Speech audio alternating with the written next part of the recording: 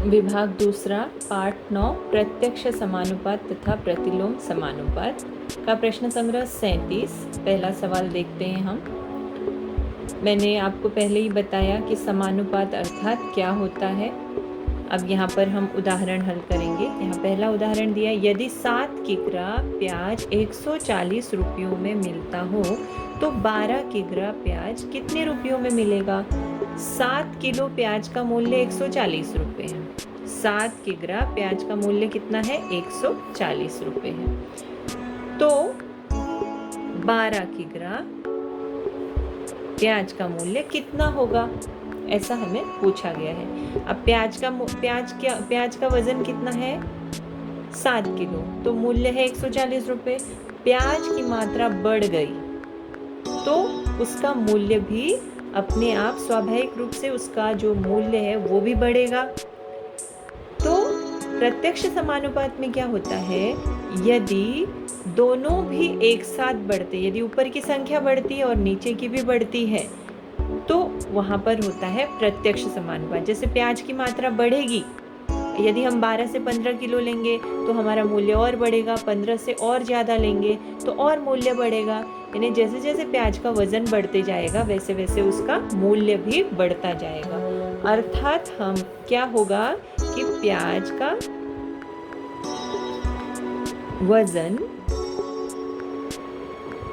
तथा मूल्य दोनों के बीच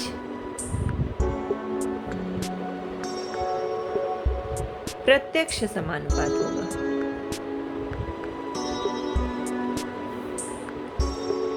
प्रत्यक्ष समानुपात होगा।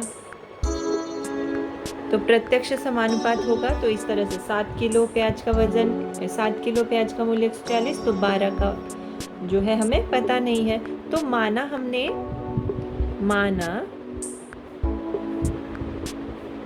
12 किग्रा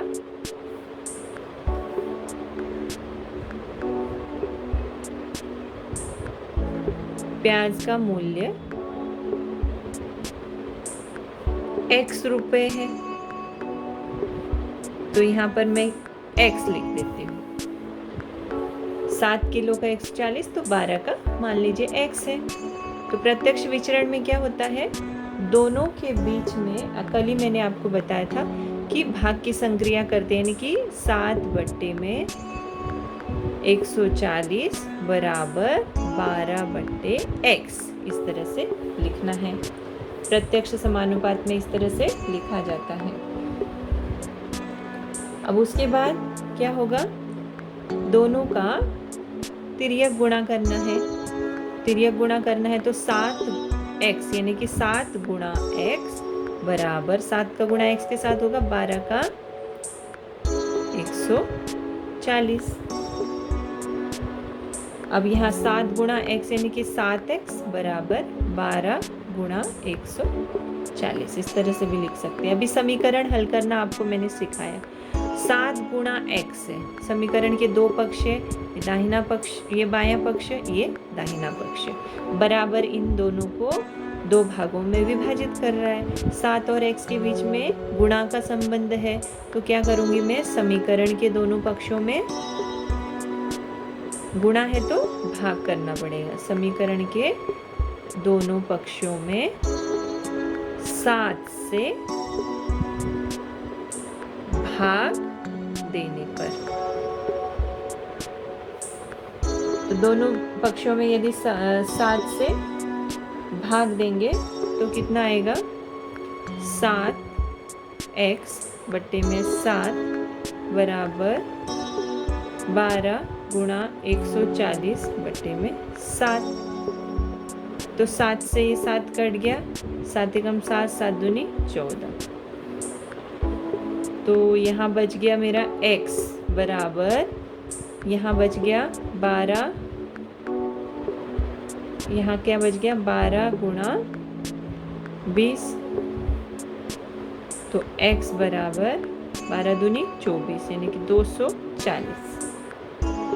तो 12 किग्रा x हमने क्या माना था, 12 किग्रा प्याज का मूल्य, तो इसलिए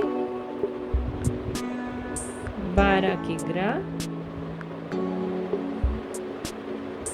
प्याज का मूल्य कितना होगा? 140 रुपये होगा। अगला सवाल भी ऐसे दिया हुआ है। दूसरा सवाल है, यदि 600 रुपयों में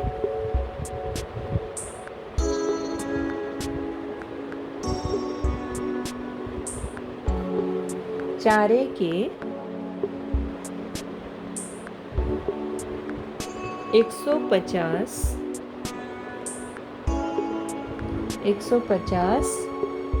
गट्ठर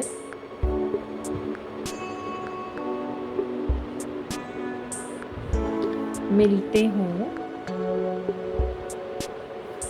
तो 1280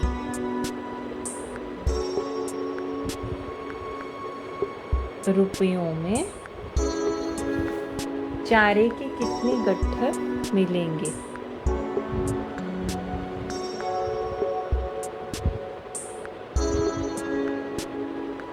ये इस तरह से सवाल पूछा गया है हमें। तो यहाँ पर भी हम देखते हैं, 600 रुपयों में चारे के 150 गट्ठर मिलते हैं, तो 1200 रुपये 600 हैं तो 150 गट्ठर मिल रहे हैं। अब रुपए बढ़ेंगे तो गट्ठरों की संख्या भी क्या होगी? बढ़ेगी। तो माना 1280 रुपयों में चारे के कितने मिल रहे हैं? चारे के x गट्ठर मिलेंगे, ये माना हमने। अब यहाँ पर गट्ठरों के बीच में चारे के गट्ठर और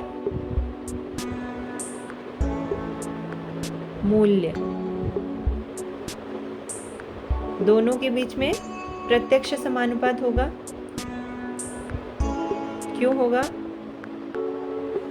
क्योंकि गट्ठरों की संख्या बढ़ेगी तो मूल्य भी बढ़ेगा, मूल्य बढ़ेगा तो गट्ठर भी ज़्यादा मिलेंगे।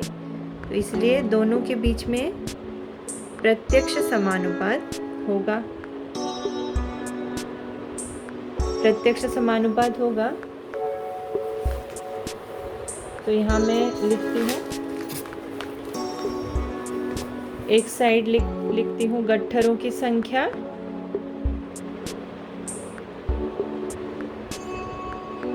और यहाँ पर लिखती हूँ मूल्य, गट्ठरों का मूल्य।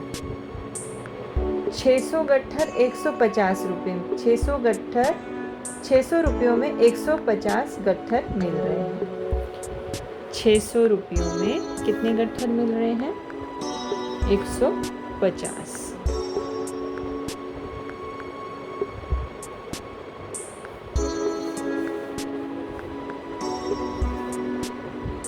तो मूल्य है 1280। 1280 में कितने मिलेंगे? x मिलेंगे, मान लिया हमने। तो इसको लिखेंगे 600 बट्टे में 150 बराबर 1280 बट्टे x। तो यहाँ तिर्यक गुणा करेंगे फिर से। 600 गुणा x बराबर 1280 गुणा 150। अब 600 गुणा x हो गया 600x, 1280 गुणा 150। तो मैं यहाँ 150 से दोनों में भाग देती हूँ। क्यों? क्योंकि यहाँ गुणा है तो समीकरण के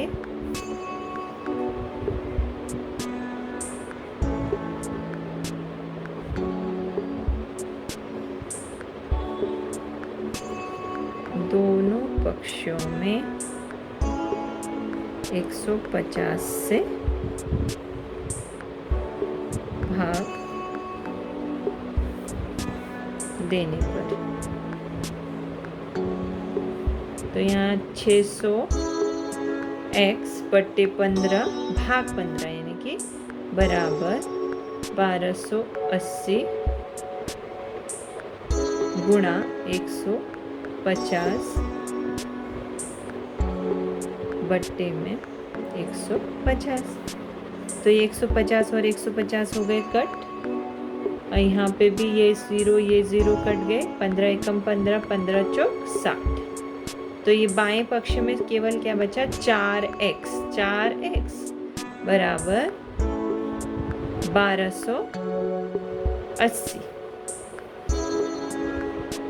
अब 4x बराबर 1280 बचा है, तो यहाँ फिर से 4 और x को हमको क्या करना पड़ेगा, ये समीकरण हल करना पड़ेगा। तो 4x यानी 4 और x के बीच में गुणा का संबंध है, तो 4x भाग करेंगे। 4x बराबर 1280 भाग 4। दोनों पक्षों में मैंने 4 से भाग किया, 4 4 कट हो गया। और यहाँ पे x बराबर 1280 भाग 4 कितना होगा, 4 भाग 1280। 4 तियाँ 12, 0 0 नीचे 8 आया, 4 दूनी 8, 0 और ये 0। x बराबर 320। तो 4 के कितने गट्ठर मिलेंगे,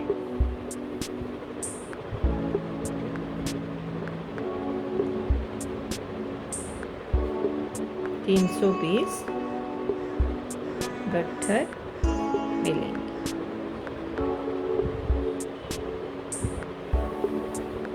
छः सौ में यदि 150 मिलते हैं तो 1280 में कितने मिलेंगे, 320 गट्ठर मिलेंगे। अगला सवाल भी इसी तरह से दिया हुआ है, वो आप अपने आप हल करना है, वैसे ही करना है, तरीका उसी तरह से है। आगे के 3 सवाल जो है आप अपने आप हल करेंगे अपनी कॉपी में।